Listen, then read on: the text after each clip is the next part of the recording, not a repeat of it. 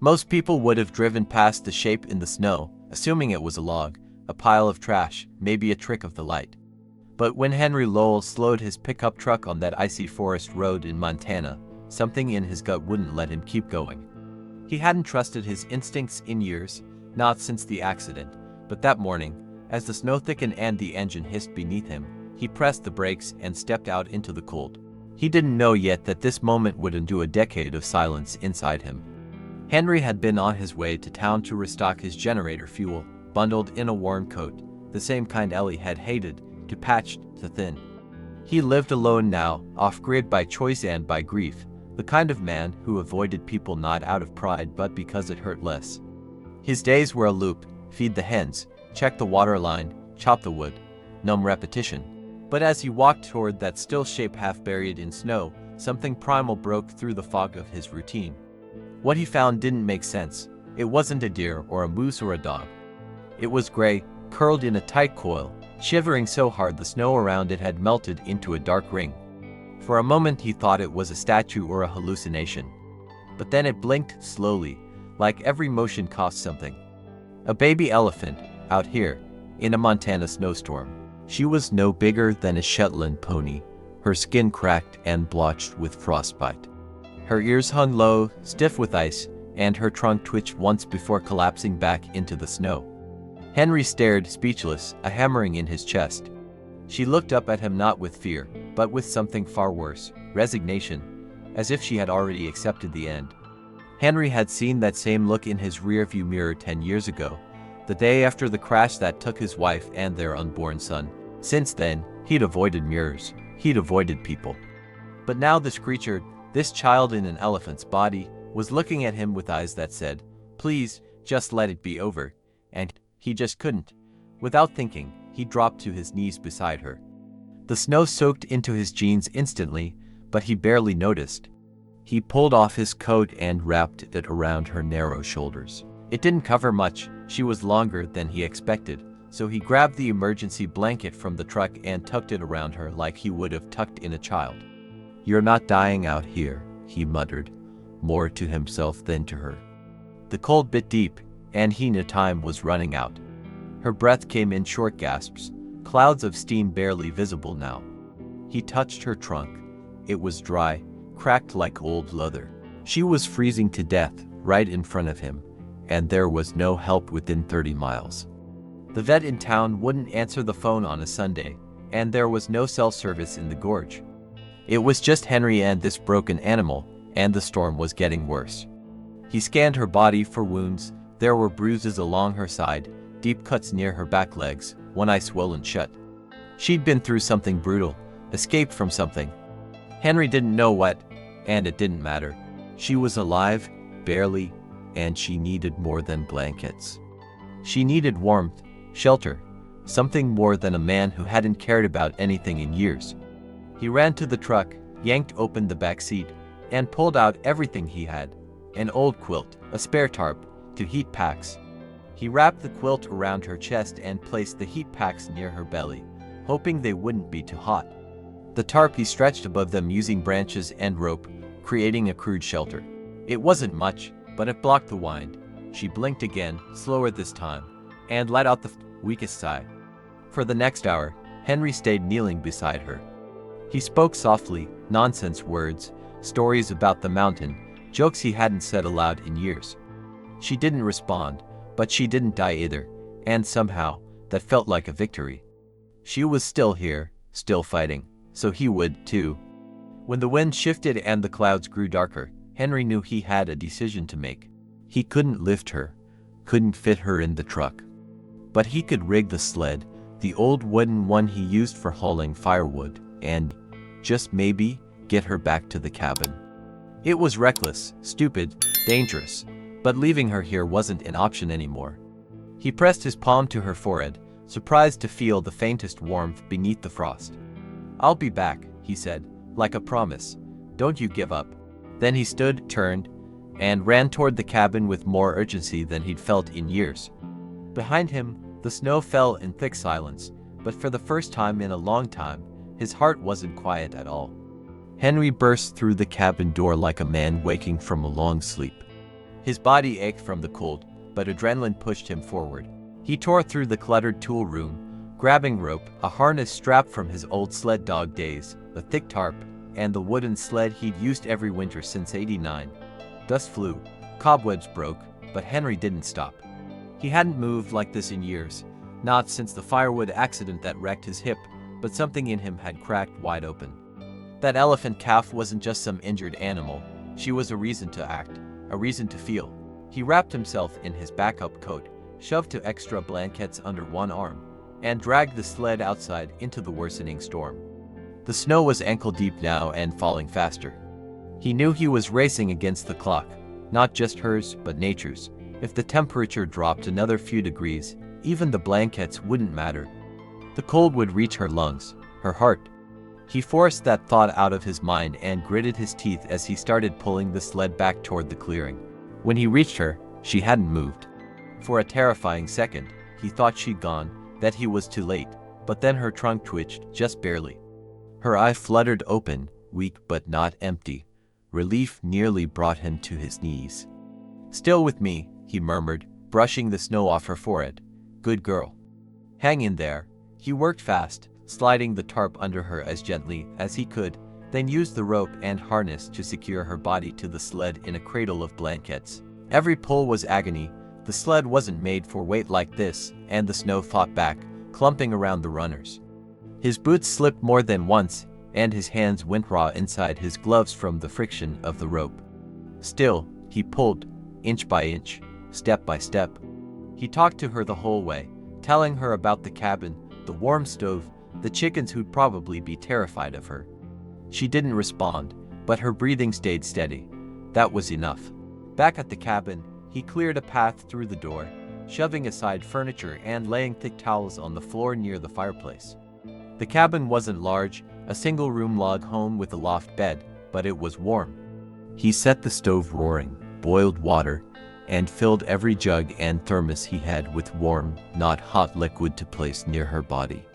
He lifted her trunk gently and ran warm, damp cloths along it, watching steam rise as the frost gave way.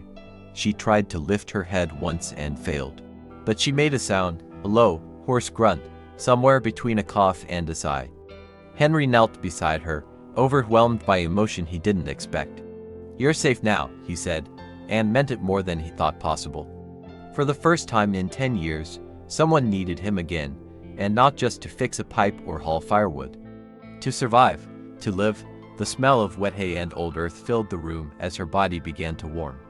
Her skin was still cold to the touch, but the shaking had eased. He fed her small sips of sugar water from a bowl and watched her eyes begin to follow movement. He still had no idea where she came from. There were no tracks but hers in the snow, and no reports of missing animals on the radio. But she was here. Somehow, impossibly, she had ended up in his path. And he wasn't going to question why anymore. He named her Maple, after the old tree outside that had refused to die through every blizzard and lightning storm. It felt right. She was quiet, gentle, but beneath that stillness, Henry sensed something powerful. Something that had survived more than he could imagine. He didn't know how badly she was hurt on the inside, or whether she'd make it through the night. But he did know this: she wasn't alone anymore. And neither was he. As the storm raged outside, the cabin became a haven, a womb of heat and care. Henry set up his cot beside her, dozing in short bursts, waking to check her breath, her skin, her eyes. Every time she looked at him, something shifted inside his chest. Not just sorrow, but something older, deeper. Like the stirring of roots in thawed soil, something beginning again. At one point in the night, she reached out with her trunk and touched his hand, barely a graze, but unmistakable. A question, maybe, or a thank you. Henry sat still for nearly 5 minutes after that, afraid to breathe, afraid it might break the moment. His hand stayed where it was, warm beneath her soft touch. It felt like a second chance wrapped in gray skin and quiet strength. By morning, the snow had stopped. The world outside was blanketed in white, untouched and glowing under a pale sun. Inside, the fire still burned, and Maple was sleeping deeply, her breathing slow and steady. Henry looked at her and felt a quiet astonishment that she had made it through the night, that they both had. He didn't know what came next. He didn't care. All that mattered was this: she was alive. And for the first time in a long, long time, so was he. Henry woke before dawn to the sound of soft breathing. For a moment, he thought it was a dream, the gentle rhythm of another life beside his own. Then the smell hit him again. Hay, musk, and something deeper, something wild. He opened his eyes to see Maple still curled in the corner of the cabin, her sides slowly rising and falling under layers of blankets. Her skin had lost some of its harsh gray pallor. It was subtle, but to Henry, it meant everything. She was still fighting. He pulled himself up from the cot, his muscles groaning in protest. He moved quietly so as not to wake her, though she didn't stir when he passed. He knelt to check the heat packs. They'd cooled overnight, so he set new ones in their place, warmed the sugar water again, and replaced the damp towels. She was still dehydrated, and her cuts were showing signs of infection. He'd have to clean them properly soon, but he didn't want to overwhelm her fragile system. As the sun crept through the frost-covered windows, Maple opened her eye just one. She blinked once, slowly, then looked directly at him. It wasn't the blank stare of a wild animal. There was recognition, connection. Henry exhaled, tension easing from his chest like smoke from a chimney. "Mornin', sweetheart," he whispered, his voice hoarse from sleep. "We made it."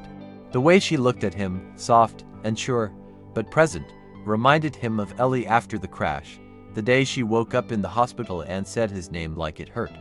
The radio crackled on the counter. It had been silent for days, but now, it spit static and fragments of voices, a sign the storm was breaking. Henry turned the dial carefully, catching a few emergency weather reports and finally, a news bulletin. Unconfirmed reports of an exotic animal transport gone off-route near Flathead National Forest.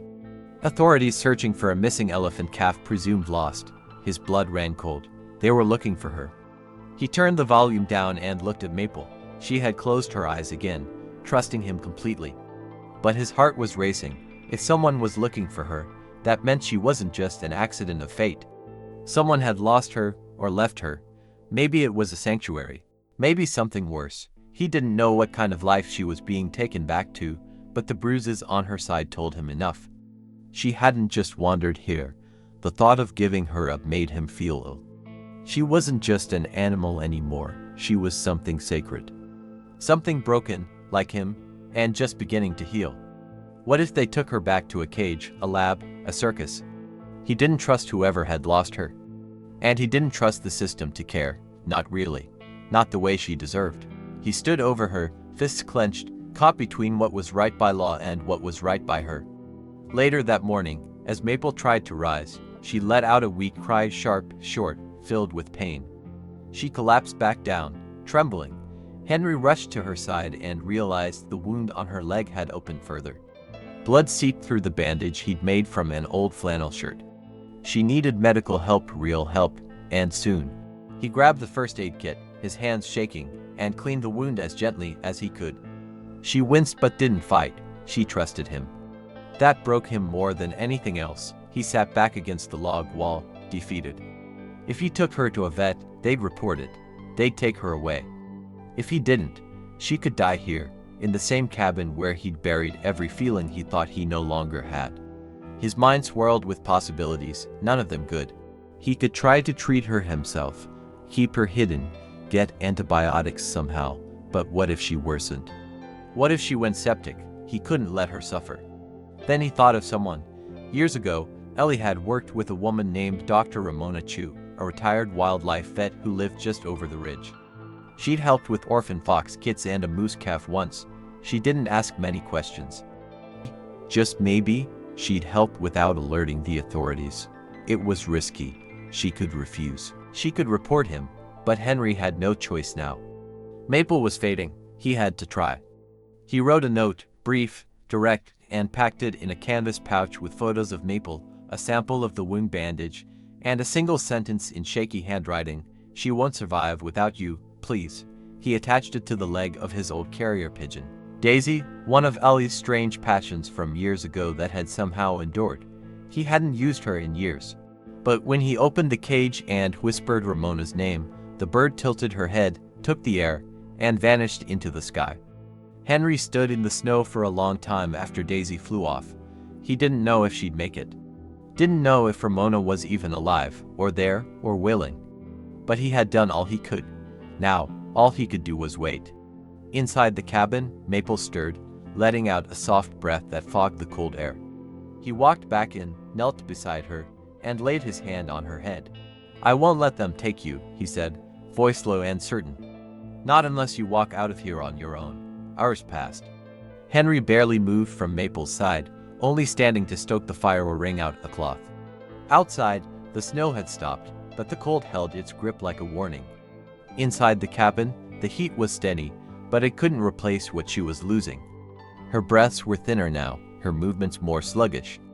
Each time she blinked, it took longer for her eye to reopen. He counted the seconds. 10, 11, 12. She was slipping, and he knew it. Just after dusk, a soft tap came at the door. Henry froze. No one ever came up this far without calling first. No one ever came at all. He moved slowly, checked the window, and there, standing in a blue coat, face half covered in a scarf, was Dr. Ramona Chu. Her eyes met his through the glass. Not shocked, not angry, just firm, like a woman who had seen too much to be surprised by anything anymore. Henry opened the door without a word. She didn't speak at first. Just looked past him, toward the bundle of blankets in the corner of the cabin. Her eyes widened slightly, but her voice was steady. "That's a baby African elephant," she said, "in a log cabin in Montana." Henry gave a half nod, not sure if he should explain or apologize. "She's dying," he said simply. Ramona stepped inside, unwrapping her scarf, her movements practiced and calm. "Then let's not waste time." Over the next 2 hours, Ramona worked with quiet precision. She asked for clean towels, saline, betadine, syringes, things Henry didn't know he still had in his cabinets. She examined Maple's wounds, checked her eyes, her breathing, her joints. Maple stirred once, let out a low grunt, and Ramona paused. "She's in pain," she said, "but not past the point of return. She wants to live." Henry swallowed hard.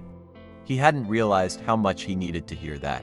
"She's badly malnourished," Ramona continued, cleaning a gash on Maple's side. "And frostbitten, obviously. But what worries me most is the infection. If it spreads, we lose her." She looked up at him. "We need antibiotics, strong ones. I have some at my place, but I'll need to come back in the morning. You'll have to keep her warm and hydrated through the night." "No exceptions," Henry nodded without hesitation. "I will." Before leaving, Ramona paused by the door and turned to him. "You're not going to be able to keep her hidden much longer. They'll come looking." Henry didn't flinch. "Let them." Ramona studied him for a moment, then softened. "You're not crazy, Henry, but you are responsible for something bigger than yourself now. Whatever comes next, you'll have to be ready." Then she stepped out into the cold, disappearing into the dark like a shadow with purpose. That night, Henry stayed up the entire time. He fed Maple warm water by hand, laid beside her when she shivered, and whispered stories to keep her awake. He talked about Ully, how they met at a gas station, how she hated camping but loved the mountains. He talked about the baby they lost, about the silence that came after. He didn't mean to say all those things, but they poured out of him like thawed rivers. And Maple, somehow, listened. At one point, she shifted her body slightly and tucked her trunk over her leg, something she hadn't been strong enough to do until now. It wasn't much, just an instinctual motion. But Henry saw it for what it was, a will to live. He laid his hand over her side and said it again, this time not as a promise, but as a vow. "You're not dying here. Not in this place.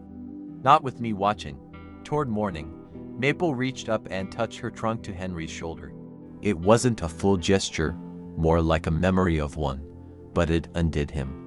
He bowed his head, pressing his forehead to hers, and wept for the first time in a decade. Not because she was dying, but because she wasn't, because she was choosing to live, with him. As the first light of dawn broke through the foggy window, the sound of tires crunching on frozen ground echoed in the distance. Henry stood slowly, heart pounding. Ramona had returned, but this time, not alone. A second truck followed behind hers, black. Government plates. Henry's jaw tightened. He stepped between Maple and the door, his body already in motion before his mind caught up. He wasn't going to let them take her, not unless they proved they deserved her.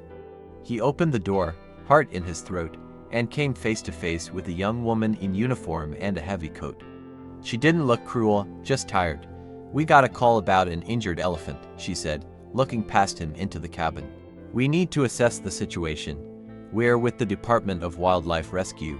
Henry narrowed his eyes. "You're not taking her unless you tell me exactly where she's going."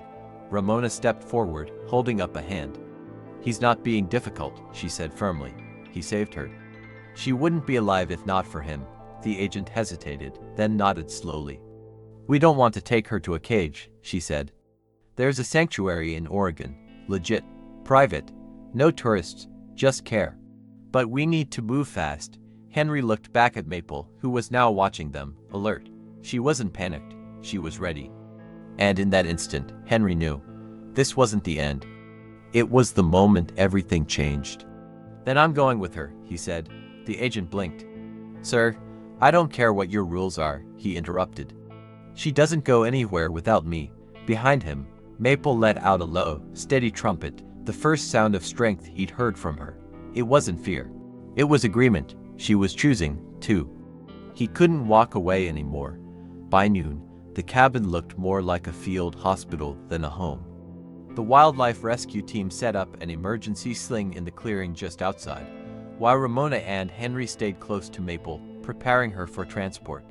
She'd stood for the first time with help, legs shaking, trunk searching the air for balance, and for Henry, it was like watching a child take her first steps. Pride and terror fought inside him. She was alive, yes, but now she was leaving. The rescue team wasn't cold or harsh like he'd feared. They handled Maple with surprising tenderness. The lead vet, Dr. Taryn Schultz, explained each step in a soft voice, crouching to Maple's eye level, letting her sniff the gloves before touching her. "She's a fighter," she said, "and she's bonded with you." "That doesn't happen by accident." Henry didn't respond right away. His eyes were fixed on the sling, the padded crate, the van marked Sanctuary Transit. Inside, the cabin felt different now. Not empty, not lonely, just unfinished. There were still blankets on the floor, still heat in the fire, but it felt like something sacred was being packed up and sent away. Henry moved quietly, gathering Maple's things, the flannel bandages, the old wool blanket, the bucket she liked drinking from. He wasn't sure if the sanctuary would let him come, or even visit, but she had to have something from here, something from them. Ramona pulled him aside as the team secured Maple in the sling. "They'll let you come," she said before he even asked. "I spoke with them. They know what this is. She's not just an animal to them, or to you." Henry's voice cracked. "I don't want her to think I left." Ramona smiled gently. "Then don't." She handed him a folder. Inside was a transport clearance, a visitor's badge, and a letter of temporary volunteer acceptance. "You're going with her." The drive to Oregon took nearly 2 days. They traveled in a convoy, 2 vans, one rigged for animal transport, and a chase vehicle carrying medical supplies and volunteers. Henry rode in the back with Maple, seated on the padded floor beside her, his hand resting lightly on her leg for most of the trip. Every hour, she would rouse slightly, as if to check if he was still there. He always was. He didn't sleep more than a few minutes at a time, afraid she'd wake and feel alone. They arrived just before dawn on the second day. The sanctuary was nothing like he expected, not a zoo, not a lab, but a sprawling expanse of forest and pasture, with wide paths and heated barns and animals roaming in quiet dignity. No cages, no noise, just breath and space and peace. Maple lifted her head weakly as the doors opened. For the first time since the storm, she let out a sound, a deep, soft trumpet, not distressed, not afraid, curious. The staff moved quickly and kindly, easing her out of the sling and into a private recovery enclosure lined with hay, heat lamps, and fresh water. They brought in another elephant, a slightly older female named Suna, who watched from behind a low barrier.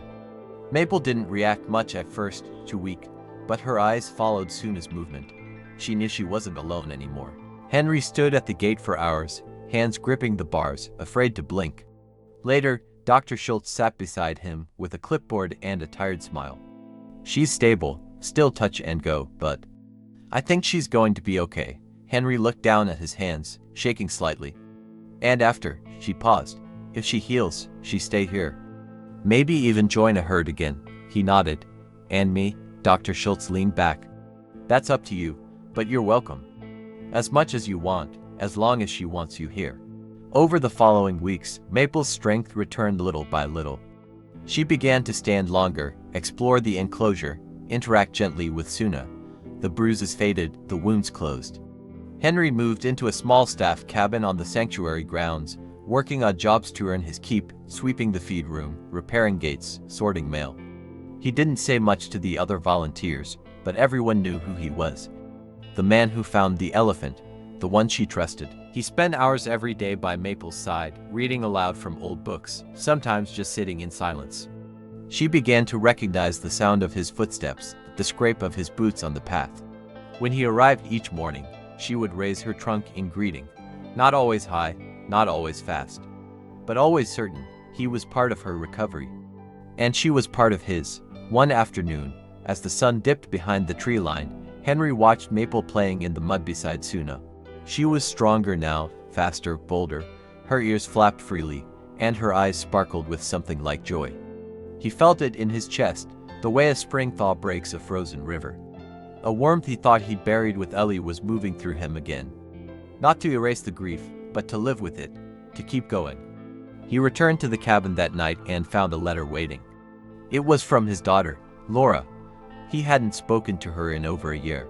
The envelope was smudged and creased, as if handled too many times before mailing. Inside, the letter was short. I saw the article. I'm proud of you, Dad. Maybe we could talk soon.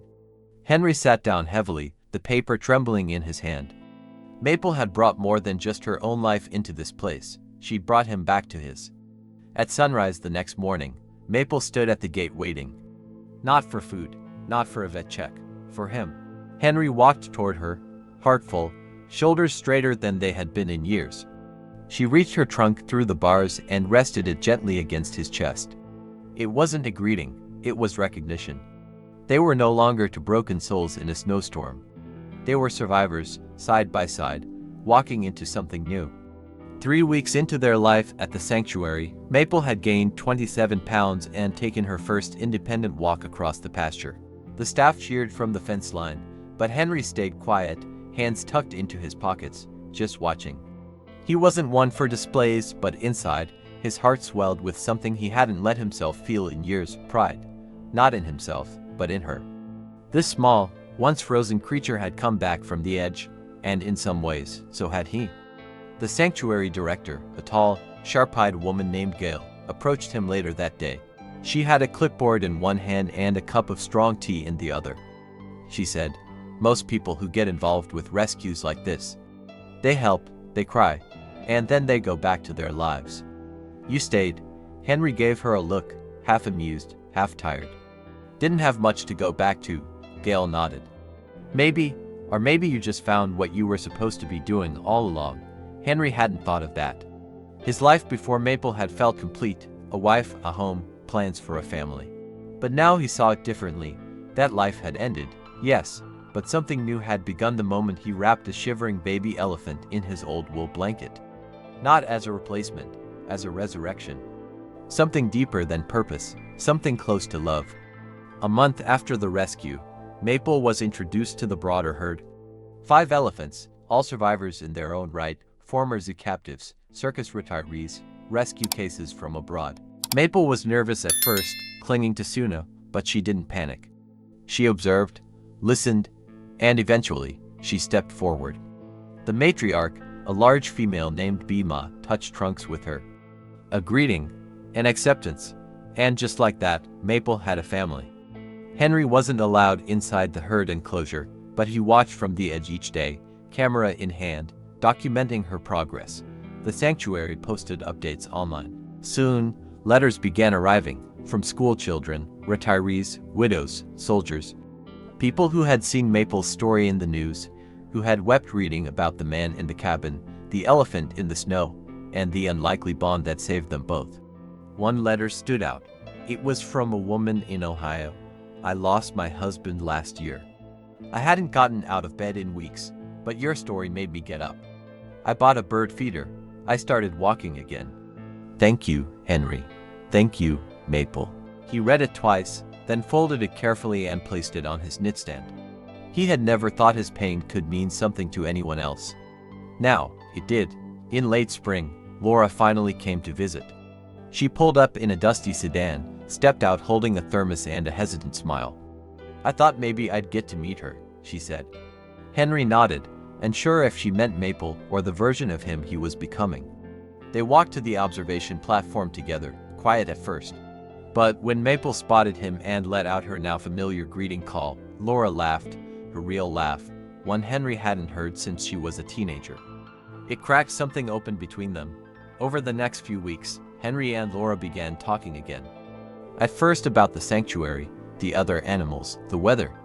But slowly, deeper things came up: regrets, loss, missed birthdays, the accident, Ellie. They didn't fix everything overnight. Grief didn't work like that, but they were in the same place now, in heart and in geography. And that was enough for a beginning.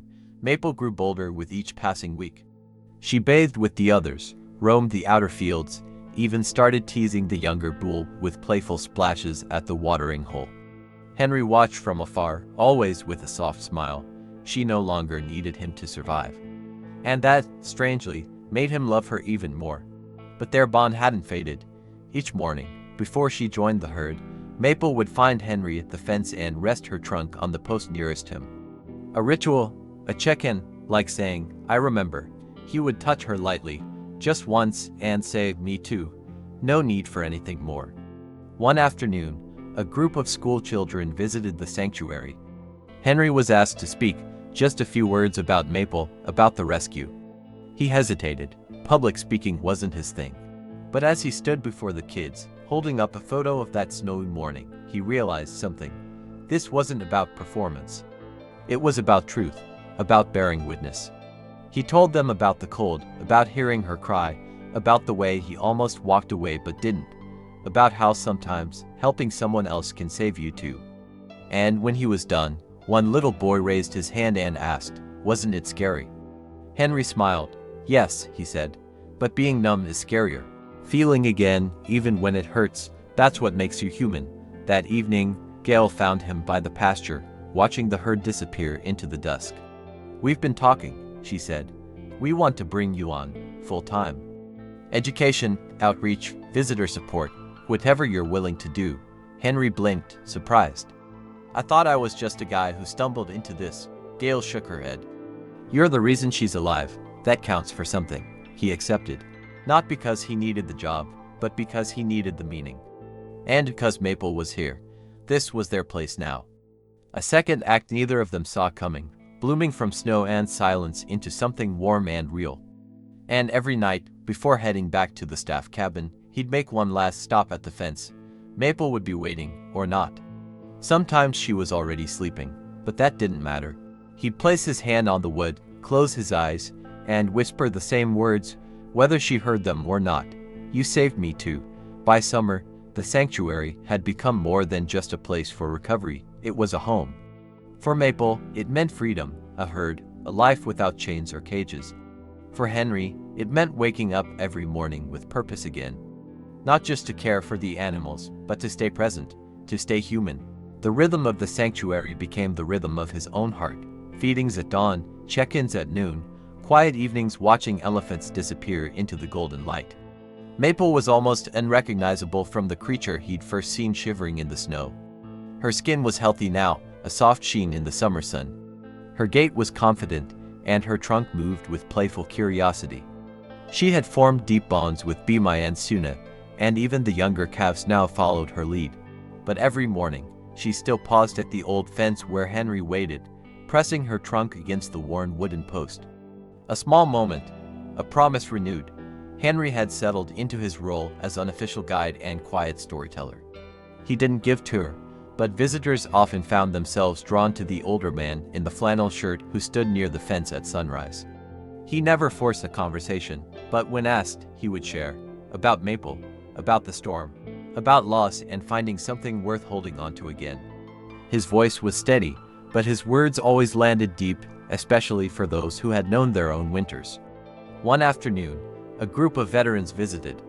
One man in particular, in a wheelchair with haunted eyes, stayed behind after the others left. He wheeled himself over to Henry and simply asked, "How did you come back?" Henry looked out at the field where Maple played, then turned back. "I didn't," he said. "Not all the way. But she did." And that was enough to start. The veteran nodded slowly, said nothing. But when he left, he touched Maple's photo gently, like it meant something only he could understand. Back in town, Henry's story had become something of a local legend. A bookstore printed a photo series called The Blanket in the Snow, featuring images of Maple's recovery and Henry's quiet guardianship. It sold out within weeks. A portion of the proceeds helped fund a new medical enclosure for injured animals arriving from abuse or neglect cases. Maple's name was engraved on a plaque outside. In honor of second chances, Laura returned that summer too, this time with her own daughter, Emma. The girl was shy, 6 years old, and clung to her mother's leg until Maple wandered close, curious. Emma stepped forward, slow, hesitant, and Maple lowered her trunk, letting the girl stroke it gently. Henry watched from a few feet away, tears welling as 3 generations, his granddaughter, and this miraculous elephant, stood in the same sun. That night, Laura sat with him on the cabin porch. "You were gone for a long time, Dad," she said quietly. He nodded. "I didn't know how to come back." She rested her hand on his. "You did it anyway. And I'm proud of you." Henry didn't answer. Just squeezed her hand. The stars were bright, the air warm, and somewhere in the distance, Maple let out a long, contented call that echoed through the hills like a song. The sanctuary's director approached Henry with an idea that fall, a small education center for visitors focused on animal empathy, emotional resilience, and trauma recovery. "We want you to help shape it," Gail said. "Your story is what makes people care. Not just about elephants, about healing." Henry hesitated. "I'm not a teacher," Gail smiled. "You're exactly the kind people listen to," he agreed, and over the next few months, he worked with volunteers and staff to build what they called the listening room. It wasn't a lecture hall. It was quiet, filled with photos, letters, recordings, and one worn wool blanket framed on the wall. The same one he had wrapped around Maple that night in the snow. Below it, a plaque read, "Compassion isn't grand. It's a man kneeling in the cold with nothing but an old coat and the will to try." Visitors left notes, hundreds of them. Some were simple, "Thank you, Maple." Others were heartbreakingly honest, "I lost my son too. You helped me breathe again." Henry read every one, folded them carefully, and stored them in a wooden box by the window. He called it Maple's memory chest, a living reminder that one act of courage, one refusal to walk away, can ripple across strangers and bring light to places even grief can't reach. Each night, Maple returned to the fence. It didn't matter how far she wandered during the day, how many visitors came, or what storms rolled through the valley. At sunset, she always found her way back to the edge of the field, placed her trunk on that same post, and waited. Sometimes Henry would already be there, other times, he'd come after hearing her call. But they always met, always touched, always remembered. Henry, once a man made of silence and sorrow, now stood tall beside her, the lines of his face not just from age, but from weathering pain with grace. He didn't speak much about Ellie anymore, not because she was forgotten, but because he had found a way to carry her with him instead of under him. And in Maple, in her steady presence, he had found a way to move forward without letting go. The snow would come again, as it always did. But this time, the cabin would not be quiet. This time, the winter would hold warmth. The first snowfall of the new winter came early, a gentle dusting that blanketed the sanctuary in quiet white. It was almost exactly a year since Henry had found Maple, alone and shaking in the forest. He stood at the fence that morning, mug of coffee in hand, watching her walk through the snow like it meant nothing to her now, no longer a threat, but a season. She had grown taller, stronger, more sure-footed. Her ears flapped with each step, and her trunk moved like a ribbon in the wind. Volunteers had placed decorations around the sanctuary, lights on the barn, evergreen wreaths, paper elephants made by children who had visited during the year. The sanctuary was preparing for a winter fundraiser, but Henry wasn't thinking about events or logistics. He was thinking about how much one life, hers, had changed everything. not just for him. For everyone who had come through those gates and left a little softer. That morning, he spoke in the listening room for a group of grief counselors visiting from out of state. He didn't use a script. He never did. He simply told the story again, from the moment he heard the cry in the woods to the moment Maple touched her trunk to his chest. She didn't save me with a miracle, he said. She saved me by needing me. And sometimes, that's all it takes to start living again. The counselors stood silently after he finished. One by one, they placed their hands on the blanket framed behind him. One whispered, "Thank you, Henry." Another, "You gave me a way to talk to my patients." They didn't know it, but their words were a salve to him, two reminders that the pain he carried hadn't been for nothing. That even sorrow, when shared, could become something like purpose. Later that afternoon, a package arrived for him. No return address, just a name scrawled in careful handwriting. J. Harare, Botswana. Inside was a carved wooden elephant, small enough to fit in his palm, and a note. "We heard what you did." In our language, we say, to care for one is to honor all. Thank you for honoring her. Henry sat down slowly, eyes blurring as he turned the figure over in his hand. Maple's story had reached the continent she came from. That meant more than he could say.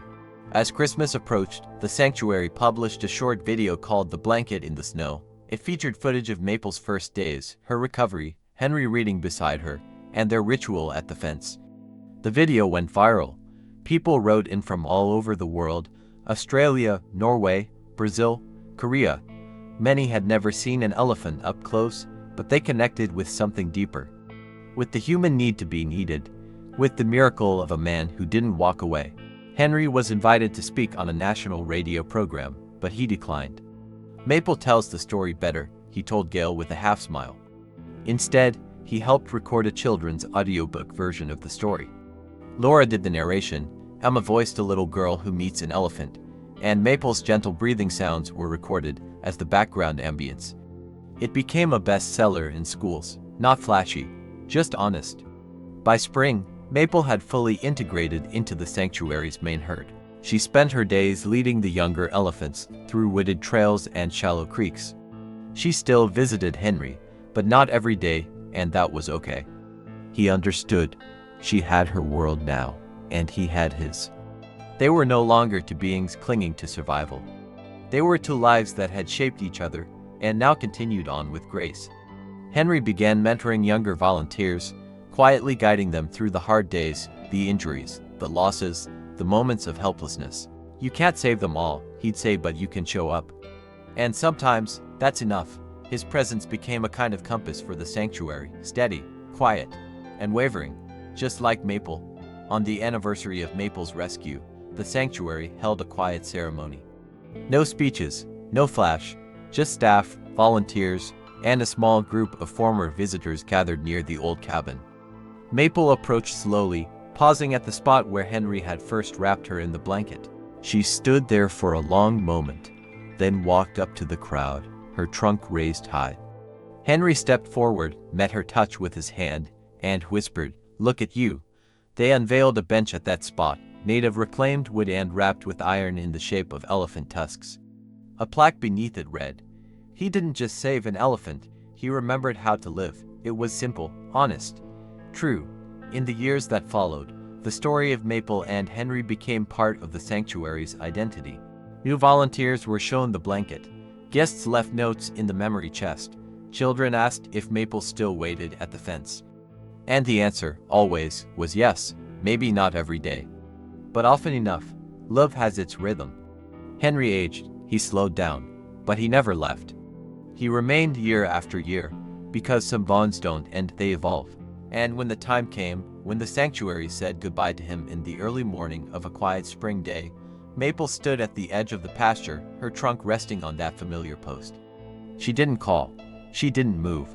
She just waited, remembering. They buried him near the cabin. Beneath the trees, no grand monument. Just a smooth stone and 5 carved words.